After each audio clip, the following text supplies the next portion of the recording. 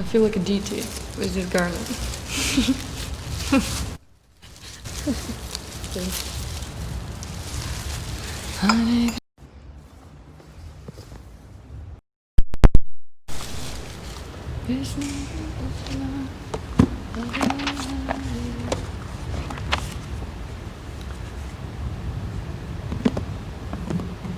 Good morning, everyone. Thank you so much for coming.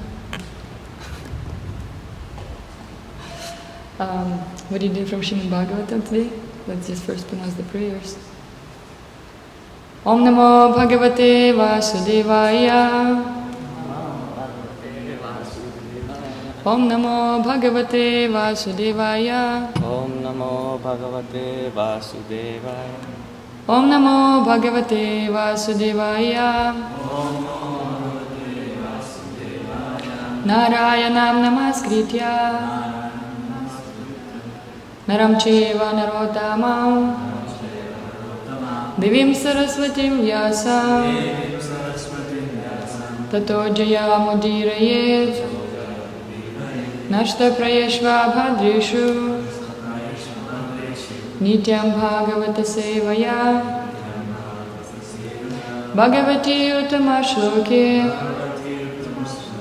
Bhakti Bhavati Naishtiki.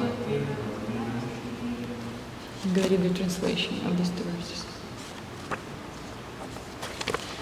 Before reciting the Śhrīmad-Bhāgavatam, which is the very means of conquest, one should offer respectful obeisances unto the personality of Godhead Narayan, unto Narayana Rishi, the supermost human being, unto Mother Saraswati, the goddess of learning, and unto Srila Vyasadeva, the author.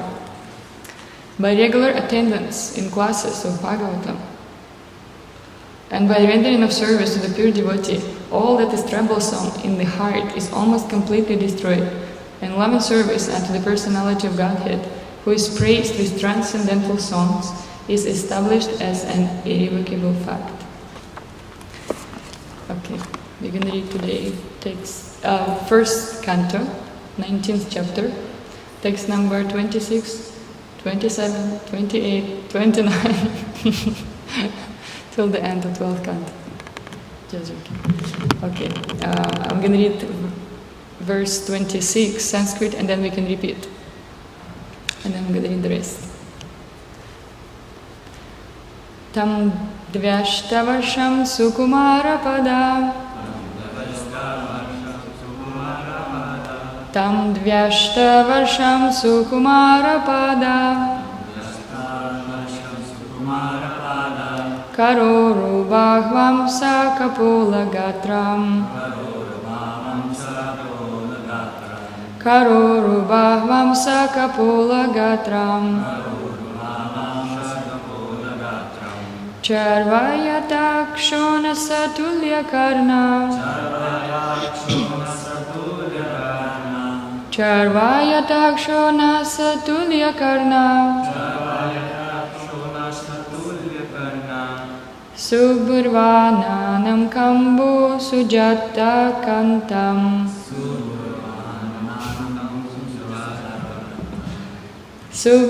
Subhvananam kambu sujata kantam.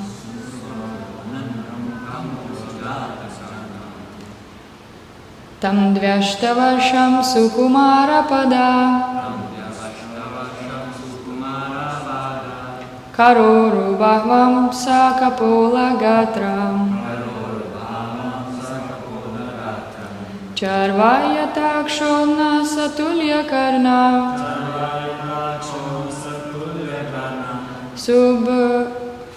Subhurvananam kambu sujata kantam. Subhurvananam kambu sujata kantam. We got it, okay.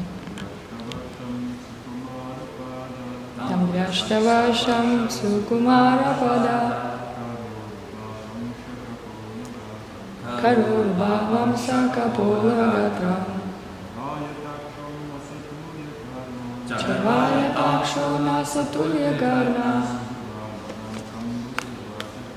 Subhurvananam kambu sujata kantam.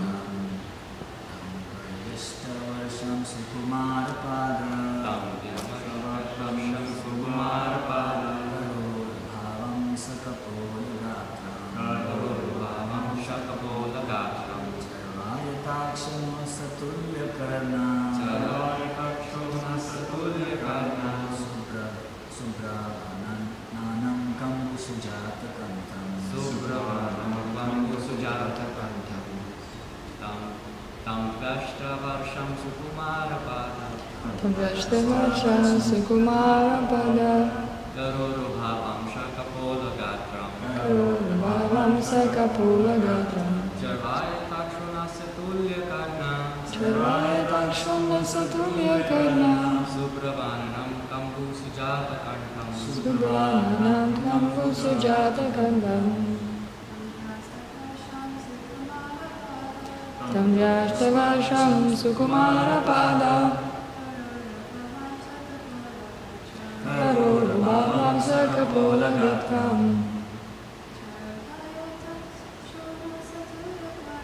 Charvayata-kshona satulya karna. Subhurvananam kambu sujata kantam. Word for word meaning. Tam. Should I read first all the verses, or we can do word for word? And then read. Okay. Tam. Him. Dvi-ashta. 16. Varsham. Years. Sukumara. Delicate. Pada. Legs. Kara. Hands. Uru. Thighs. Bahu.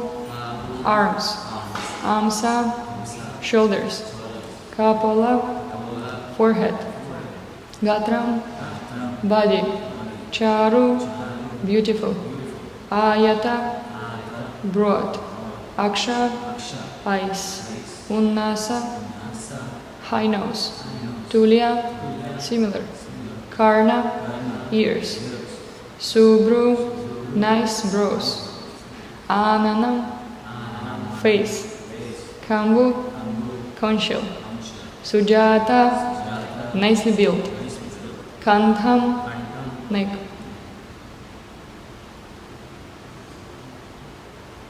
Let's see. If I would like to say in Sanskrit hands, what would I say? That's right. What about high nose? Unnasa. That's right. What about ears? Karna.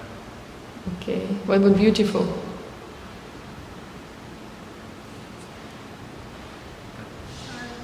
Chara. Yes. Okay, let's see. What about nice brows?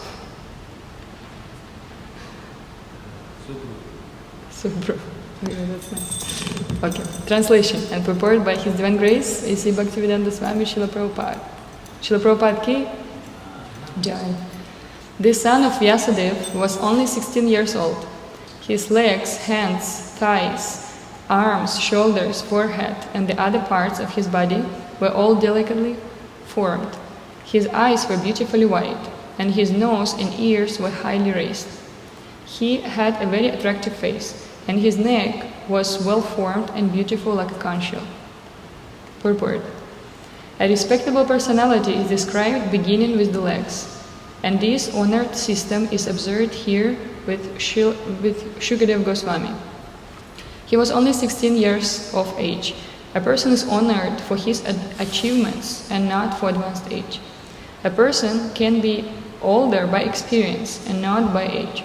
Sri Shukadeva Goswami, who is described herein as the son of Vyasadeva, was by his knowledge more experienced than all the sages present there, although he was only 16 years old. And I'm just going to read English for the next 3 verses. Text number 27. His collarbone was fleshy, his chest broad and thick, his navel deep, and his abdomen beautifully stripped. His arms were long, and curly hair was strewn over his beautiful face. He was naked, and the hue of his body reflected that of Lord Krishna. Purport. His bodily features indicate him to be different from common men. All the signs described in connection with the bodily features of Shukadeva Goswami are uncommon symptoms, typical of great personalities, according to physiognomical calculations. His bodily hue resembled that of Lord Krishna, who is the supreme among the gods, demigods, and all living beings. Text 28. He was blackish and very beautiful due to his youth. Because of the glamour of his body and his attractive smiles, he was pleasing to women. Though he tried to cover his natural glories, the great sages present there were all expert in the art of physiognomy, and so they honored him by rising from their seats. And text 29. Maharaj Parikshit, who is also known as Vishnu Rata, or one who is always protected by Vishnu, bowed his head to receive the chief guest, Shukadeva Goswami. At that time, all the ignorant women and boys ceased following Srila Shukadeva. Receiving respect from all, Shukadeva Goswami took his exalted seat. Purport. On Shukadeva Goswami's arrival at the meeting, everyone, except Srila Vyasadeva, Narada, and few others, stood up, and Maharaj Parikshit, who was glad to receive a great devotee of the Lord, bowed down before him with all the limbs of his body. Shukadeva Goswami also exchanged the greetings and reception by embrace, shaking of hands, nodding and bowing down, especially before his father and Narada Muni. Thus, he was offered the presidential seat at the meeting. When he was so received by the king and sages, The street boys and less intelligent women who followed him were struck with wonder and fear. So they retired from their frivolous activities, and everything was full of gravity and calm. Om Ajnana-timirandasya Gyananjana-shalakaya Chakshuru militam Yena Tasmai Shri Gurave Namaha. Shri Chaitanya Manobhistam Stapitam Yena Bhutale Swayam Rupa Kadamayam Dadati Svapadantikam Vandeham Shri Guru Shri Yuta Padakamalam Shri Gurun Vaishnavamscha Shri Rupam Sagrajatam Sahagana Raghunatam Vitam Tam Sajivam Sadvaitam Savadhutam Parijanam Sahitam Krishna Chaitanya Devam Shri Radha Krishna Padam Sahagana Lalita Shri Vishakam Vitamsha. Hey Krishna Karuna Sindhu Dinabandhu Jagatpate Gopesha Gopika Kanta Radha Kanta Namostute Tapta Kanchana Gaurangi Radhe Vrindavaneshwari Vrishabhanu Sute Devi Pranamami Hari Priya Vanchakalpatarubhyascha Kripa Sindhubhya Evacha Pachitanam Pavanibhyo Vaishnavebhyo Namo Namaha. Jaya Shri Krishna Chaitanya Prabhu Nityananda Shri Advaita Gadadhara Shivasadi Gaura Bhakta Vrindam. Hare Krishna Krishna Krishna Hare Hare Hare Rama Rama Rama Hare Hare.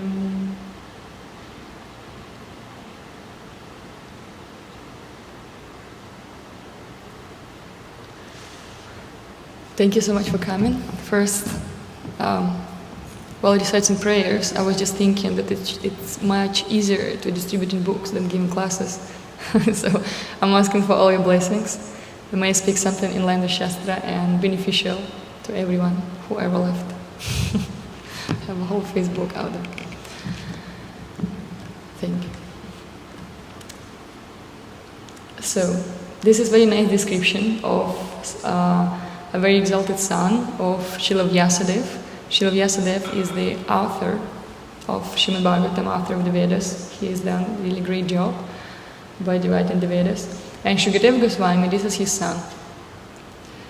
And we know from the scriptures that Śrīgadeva Goswami, while was in the womb of his mother, he was already self-realized. And because he was self-realized, he didn't want to come out of his mother's womb. Because he knew, right after he comes out, Maya will catch him. And that's why he was there for 16 years in his mother's womb. Poor mother. What can I say? But then, when he heard his father glorifying Supreme Personality of Godhead, he actually came out. And what he did, he ran away right after he came out because he didn't want to get entangled in any, not even in any social orders or any kind of position. He just wanted to stay kind of as much as possible free in this material world. He just dedicate his life to spiritual knowledge. And we know from the past verses that he would just wander around the universe, just like that. And then he came to speak Śrīmad-Bhāgavatam to Maharaj Parikshit, and he had all the followers who would follow him.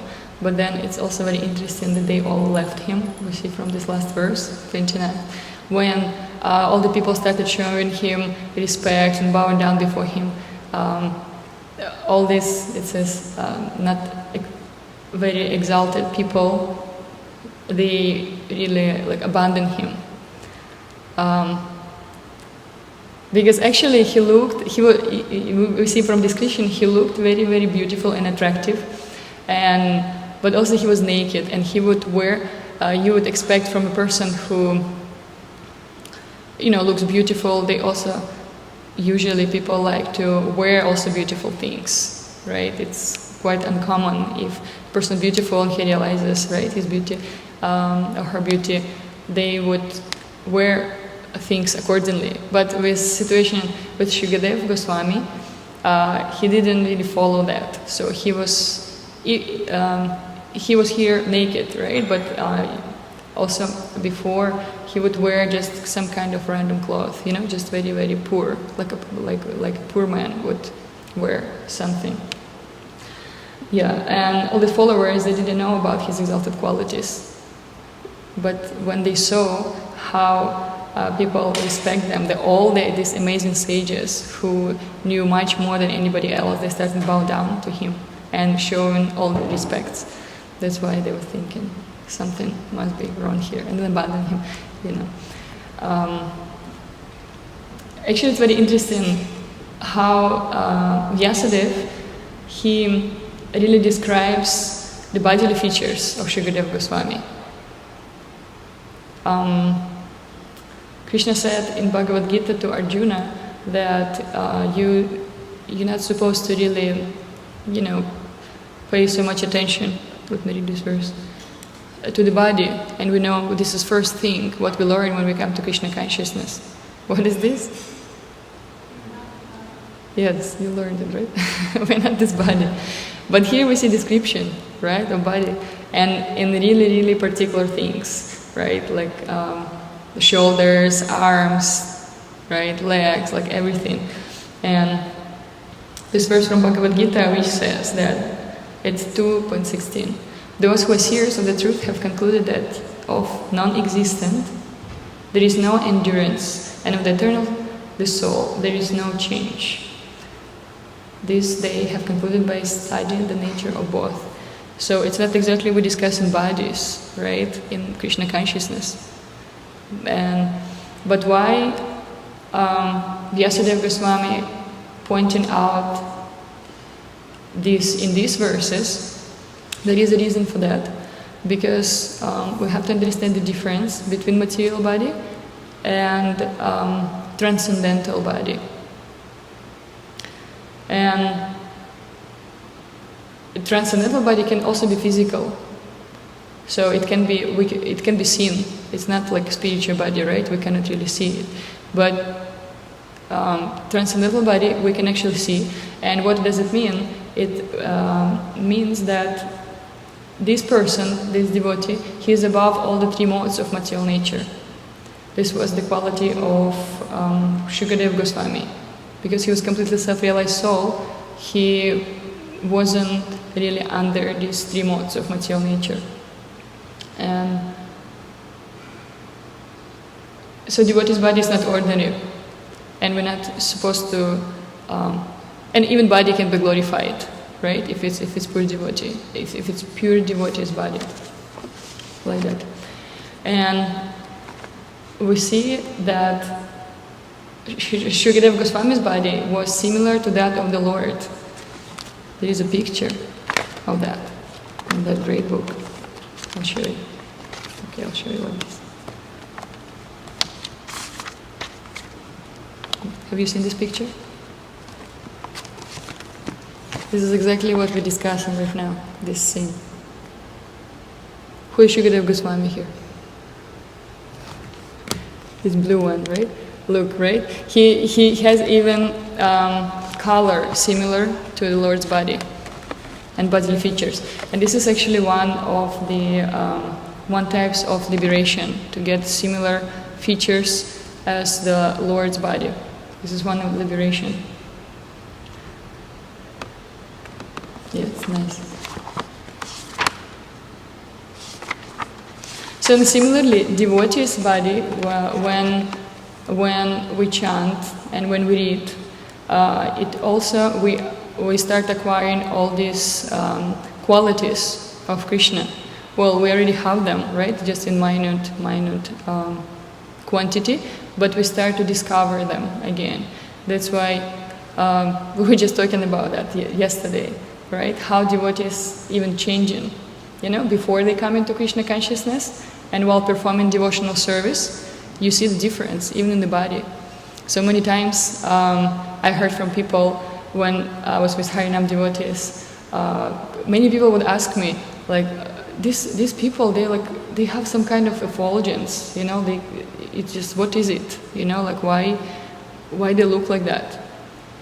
So we can understand that actually everything what we do internally, which is chanting and reading, it can be seen externally, like this. That's why when devotees really work on internal things, external things take care of itself. So, and I will say,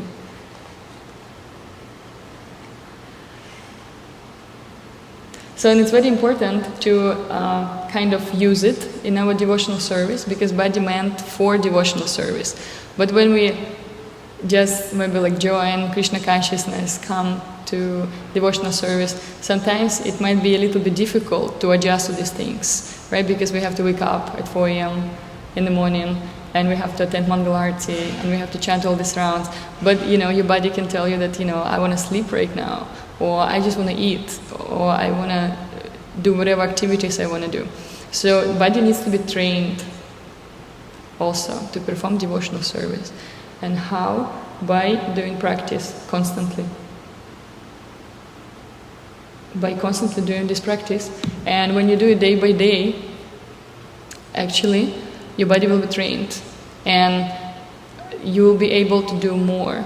Like we see these great people, even Srila Prabhupada, right? He slept only a few hours during the day. How is it possible? Also by training, and of course by desire to do devotional service. But training even on a physical level, it's very important. Bhagavad Gita says we're not supposed to eat too much, not supposed to eat too little. So we have to really be balanced with these things. And it's also a very interesting phenomenon. When we really observe in service, we don't follow demands of the body, if you noticed. If there is so much service, for example, when preparing for different festivals, like Ratha Yatra, Janmashtami, there's so much service to do that you really forget to sleep. You sleep maybe a few hours, but you feel tired, but it's kind of transcendental tiredness. And you want to do more and more service. And why it's like that? Because everything engaged in devotional service, your body, mind, everything what you talk about, and that's why it gives you so much strength to continue. And I was just listening to class yesterday by Srila Prabhupada, and he said that we cannot really get tired from devotional service. If we get tired from devotional service, it means that we do something wrong. Yeah. Devotional service really brings you this energy. And even if you think, why do we do service?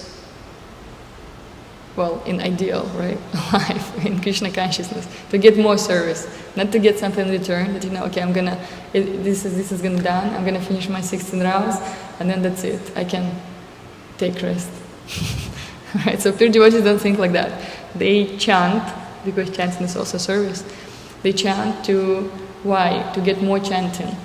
They do service to get more service. They distribute books, why? To print more books and distribute more books. That's how it works. That's why we have to really train our body, mind, and like everything, speech, to be engaged in service. This very interesting verse it's very first verse from Nectar of Instruction, which says that everything needs to be under control. And this is even, of course, it speaks, state of consciousness, but also it's on physical level. Because how can you control your tone? You can think about so many things, right? But you have to practice on physical level, not to speak about whatever gossips, right? You really have to practice it, not only speak about that, but practice it on a physical level. And also, coming back to this verse from Bhagavad Gita about eating and sleeping. So we have to really practically apply that in our life.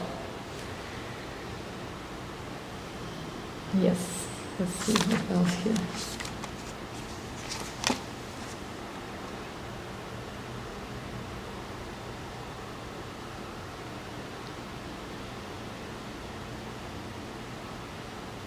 Yeah, and it's also says that person who is engaged 24 hours in devotional service with all his senses, he doesn't have material body anymore. So his body really becomes transcendental. Very nice to know. Even being in this material world, we can really transcend our body and even enter into spiritual world. In his class, Tamal Krishna Goswami, he said that really entering into spiritual planets, it's not that we have to wait till we die. It's a state of consciousness. As many things in Krishna consciousness we see, that it's really a state of your consciousness. You can be any ashram, you can be any order, but it all depends on state of your consciousness. Like that.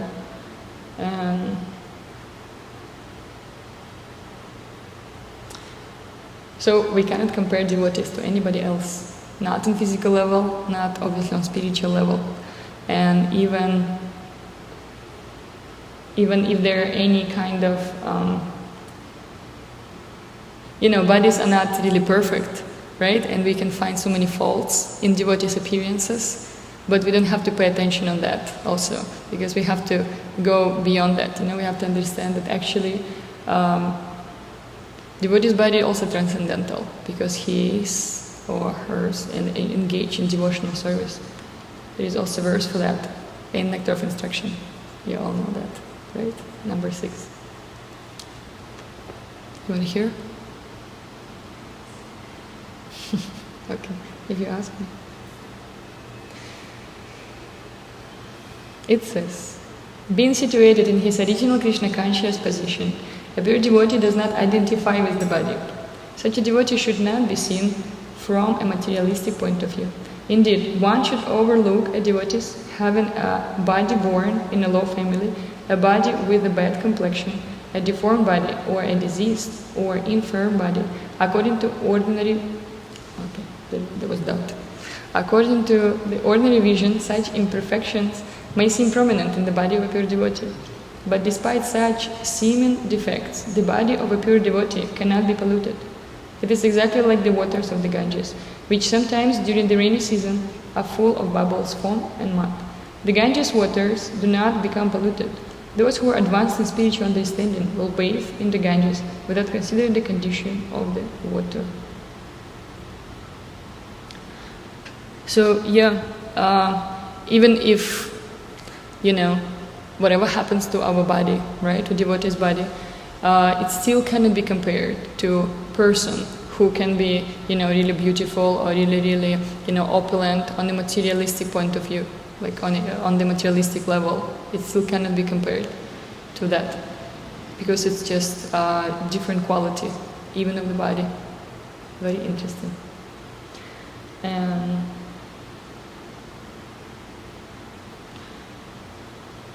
And also Srila Prabhupada says in his purport, it's a very nice point, that Shukadeva Goswami was only 16 years old. So it's basically a teenager, right? But how old was Maharaj Parikshit? Anybody?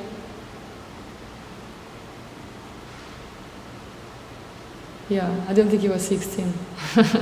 He was much older, right? Because he lived his life as a king for some time. But we see that such a humble position of Maharaj Parikshit and such a deep understanding of how spiritual life works, that he bowed down to Maharaj, to Shukadeva Goswami, and he showed all the respects to him, right? Even though he was 16 years old, right? In a materialistic life, it's basically like a kid, right? And usually we see that parents not really pay so much respect to their kids on, certain level, but they wouldn't listen, or it's very rare situations when parents would listen their kids. But in spiritual life, it's not like that. And we see on advancement of people, not on their age. And it also takes humility and surrender we can understand it in our head, but actually, again, can you bow down, right, to this kind of person? Well, he's like much, much younger than you, right? But he has so much knowledge. Can you bow down and just, ask questions submissively? It takes a lot of, develop a lot of humility and submissiveness. And Śrīmad Goswami had all these qualities. So that's why Bhagavatam was spoken very, very successfully, because in any kind of discipline, when you want to learn something or you want to teach something, it should work from both sides. So the teacher should be really involved and get interested in teaching, and the student also needs to reciprocate and answer in the same way, with all this integrity to grow. I just spoke about it yesterday. And that's why in this way it will be really, really, really pure conversation, and really amazing realization will come out from that. So yeah. And also it's very important not to have any kind of expectations. Why Shukadeva Goswami, for example, spoke this to Maharaj Parikshit? Because, he was just a fellow soul and he was asked to do that. And all the great sages were there. So he knew that everyone will get benefited. Not that he will come and he'll become puffed up that I know so many things, I'm 16 years old, and all these great sages listen to me. He didn't have at all, even no propensity at all like that. And the same with Shukadeva Goswami. Maharaj Parikshit, he had the same vision, that he had sincere desire to know what should I do before, what should I do, what should person do before dying, right? What should I do? So it was really sincere inquiry. And because it worked from both sides, the Bhagavatam was spoken, and we have this great literature, that's why it's very pure. And we have to take great advantage of that. Read it, distribute it as much as possible, and tell people about that. It's very easy to distribute Bhagavatam, much easier than Bhagavad Gita. Because Bhagavad Gita, it's philosophy. People open it sometimes, it's a little bit hard. But Bhagavatam is just stories. Everybody likes to read stories. Nobody likes to being told what to do. Just okay, this is like that, you have to do this. This is first reaction which comes, is rejection, oh, I don't want to do it. Even if you like it, even if you like to cook, right? If somebody tells you, you have to cook for the rest of your life, naturally there will be some kind of rejection, right? But if you tell the story, very nice story that someone was cooking nicely and then, get liberation or something like that, you will think maybe I should start cooking every day, yeah, that's nice. So we really have to learn how to put it to people in a way they can understand and they can take it to it. But actually we don't even have to think how to put it, we just have to read Śrīmad-Bhāgavatam, and even when you tell the stories from Bhagavatam to people on the street, they really can relate to it.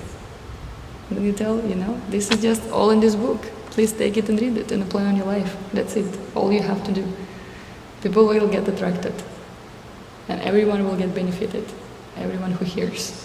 Even all the living entities around us who we can see while book distribution.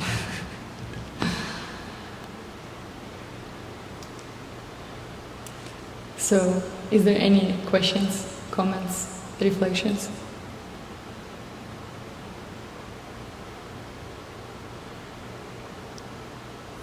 Okay, Sukant.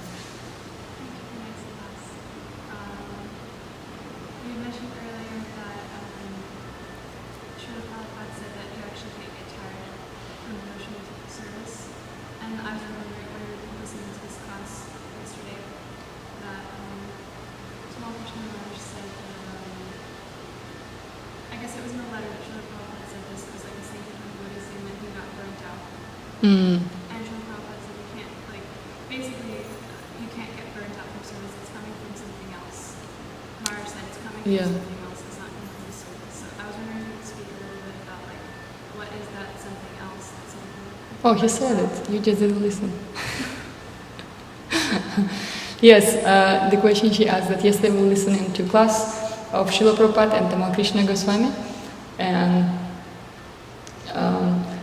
it was said there that you cannot really burn out from like some kirtan, for example. He gave this example. You can burn out from some kirtan because the more you do it, the more you want to do it. We practically experienced that. During the marathon, we would go for originally it was for 6 hours, right, from 9 till 3, but then we couldn't stop, and we stayed till 6, like almost every day. You just can't stop because you cannot really burn out by devotional service, by some kirtan especially. And he said that the reason we do something wrong, something else wrong, and something else, it was that we maybe we're not properly chant our rounds. Because honestly speaking, all the inspiration, if you hear all the lectures, all the inspiration comes from these 16 rounds. The quality you do your japa in the morning really shapes your day. I even heard from Parntap yesterday. He said, when I chant 16 rounds all in the morning, right, it's completely different. Right, you're not burdened by that. I have to come back and chant more rounds, and also it brings you so much energy, like that. Or we might not read in books. Sometimes it also can be a reason why we burn out. Because we keep telling people, right, what is in these books, right, and we keep telling. Sometimes we even tell almost the same thing, right? We just wait for nice reaction from people to really go deeper. And if you don't read, it can become for you a little bit kind of, you can become like a parrot, You just kind of repeat something. It happened to me, many times, when I learned my first lines. And then, there is no taste, there is nothing. I would just do it as a whatever, job without any taste. And why? Because I didn't read. Without reading also, we have to really nourish it all the time. Even if you can make experiment. You read one story in Bhagavatam, any kind of story. I'm reading right now, the story of Vritrasura and all this fight between demigods and demons, and it's really interesting because one of my favorite stories. I remember that. I remember this story, but when I read it again, of course, so many things popped up, and I could relate and I could tell it to people also on the streets. And then I'm sure if again you read it and you read it and you read it, right, you will come up with more realizations. So, and you will have this nourishment. Also, I like when Bhagavatam really distracts your mind from everything. If you have any problems, at least on mental, when you cannot do much, right, just mind bothers you. Just read Bhagavatam. Try to read Bhagavatam, not just, your pages, but the story, what you really like. Try to read and you'll see how it really takes your mind away. And after that, you're cleansed. It's not that bad, what I was thinking, I can just continue doing that. It practically works. Everything what we do, we just have to really apply on our life. Chant nice japa, read books. What else? Cook for the deities if you have opportunity. Cook for the devotees. Huh? Not enough prasada. Yeah, this is also, the quality of prasadam can be also different when, it's important to eat healthy. Because when you, for example, eat in the morning, right, very, very heavy stuff, you go out and you want to sleep. It's kind of disbalance because you understand that, okay, now I have to, distribute books or do something else, but, your body wants to sleep. That's why we have to adjust a little bit differently. If it's possible, as much as possible. If not, we still have to adjust even to that. Maybe we should take a break, right? And then go, not waste time. And go maybe a little bit later if this time is needed. Like that. But prasadam also is very, very important. The quality and timings.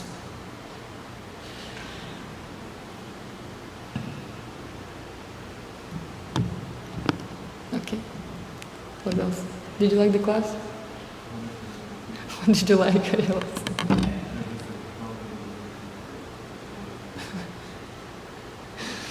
Okay. I'm not gonna. We have time. We need time to chant Brahma Samhita. Thank you so much for kind attention. Grantaraj Śrīmad-Bhāgavatam ki jai. All glories to the assembled devotees. Haribo.